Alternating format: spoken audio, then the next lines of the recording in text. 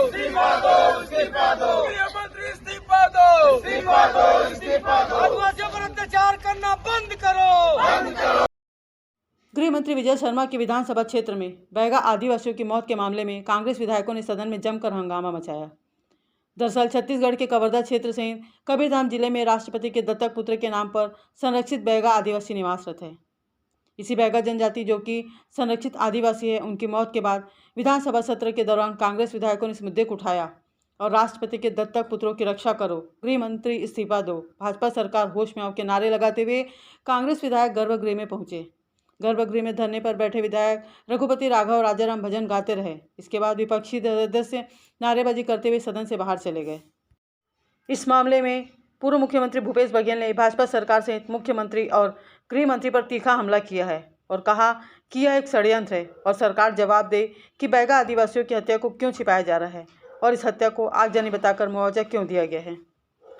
स्पष्ट है कि ये आग लगने से मृत्यु हुई, इस कारण से धारा 6(4) के तहत उसको मुआवजा दिया गया। यदि ये हत्या है तो फिर शासन की ओर से वो जाना चाहिए था, दूसरा प्रकरण बनता।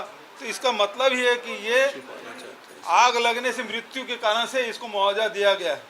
दूसरी तरफ ये है कि इसे दबाने की कोशिश की जा रही, वही तो हम जानना चाहते हैं कि किसका षड्यंत्र है और कौन दबाना चाहता है, किसको बचाने के लिए सब कोशिश की गई। और गिरफ्तारी तो कल हुई, जब हम लोग स्थगन लगाए तब जाके गिरफ्तारी हुई, इसके पहले नहीं हुआ। आप लोगों को किसके ऊपर अंदेशा है? अंदेशा सरकार के ऊपर, सरकार में बैठे हुए लोग उसको संरक्षण दे रहे हैं, दबाने की कोशिश कर रहे हैं।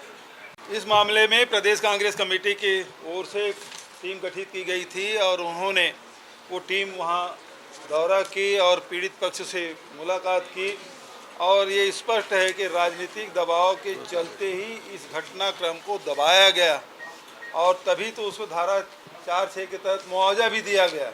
और सारे घटनाक्रम को आप देखेंगे कि आनन फानन में वही खेत में पोस्टमार्टम कर दिया जाता है, वहीं बैगा आदिवासियों के परंपरा के विपरीत उसको अंतिम संस्कार किया गया और इस पूरे प्रकरण को दबाव के चलते इसे आग लगने से मृत्यु बताया गया है।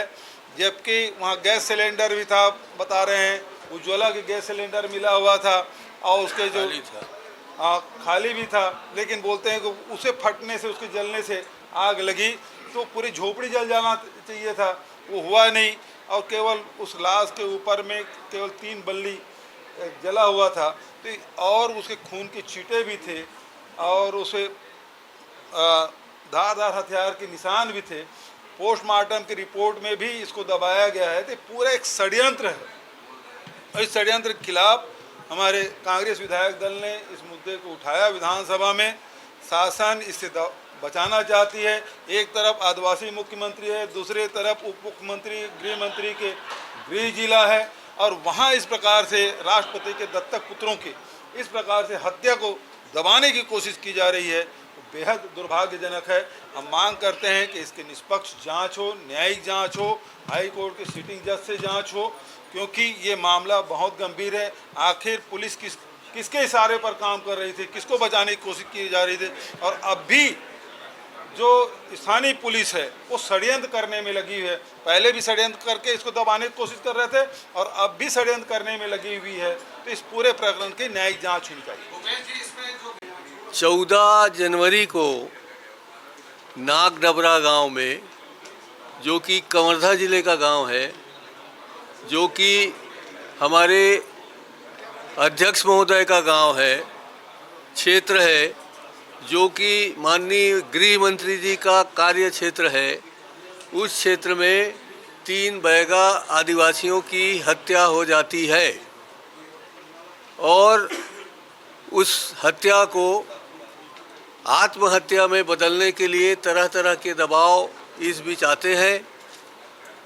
उसको आत्महत्या साबित करने की कोशिश की जाती है, आत्महत्या घोषित की जाती है और राजस्व विभाग में जो 6(4) का प्रावधान है उस हिसाब से उनको 4-4 लाख का मुआवजा दिया जाता है। इसके बाद 22 तारीख को एसपी को सपना आता है शायद और वो जाके उस दिन 14 लोगों की गिरफ्तारी करता है। तो पहले भी ये हत्या थी, आज भी हत्या है। ये 1 महीने 6 दिन तक क्यों इस हत्या को दबाने का प्रयास किया गया? इस आत्महत्या को क्यों, आत्महत्या का कारण उनने क्या क्या बताया, कैसे बताया, क्यों बताया, किसका दबाव था, ये जानने के लिए हम लोगों ने आज स्थगन प्रस्ताव लाया था, जो कि अस्वीकार कर दिया गया। बयान जारी कराया गया, उसमें स्पष्ट है कि इतने दिनों बाद शासन की नींद खुली है और ये उन्होंने स्वीकार किया है कि ये पूर्णतः आत्महत्या है। हम सिर्फ इस बात के लिए दबाव बना रहे हैं, इस बात की जानकारी चाहते हैं, इस बात को जानना चाहते हैं, इस बात को सदन और प्रदेश के लोग जाने कि किस तरह से मुख्यमंत्री जी के क्षेत्र में, अध्यक्ष महोदय के क्षेत्र में आदिवासियों की हत्या हो रही है, बैगा आदिवासियों की हत्या हो रही है, जो माननीय राष्ट्रपति, महामहिम राष्ट्रपति के दत्तक पुत्र माने जाते हैं, ऐसे लोगों की भी अगर हत्या की जाती है और उसको दबाव बनाकर आत्महत्या का प्रयास किया जाता है, इस षड्यंत्र को जो किया है उसको हम सामने लाना चाहते हैं और प्रदेश के सामने बताना चाहते हैं। और इसलिए हम लोग इसका आज कार्यवाही का बहिष्कार करते हैं और हम इस पर दबाव बनाए रखेंगे। जी, इस्तीफा दो, इस्तीफा दो, गृहमंत्री इस्तीफा दो, इस्तीफा दो, इस्तीफा दो, गृहमंत्री इस्तीफा दो, इस्तीफा दो, इस्तीफा दो।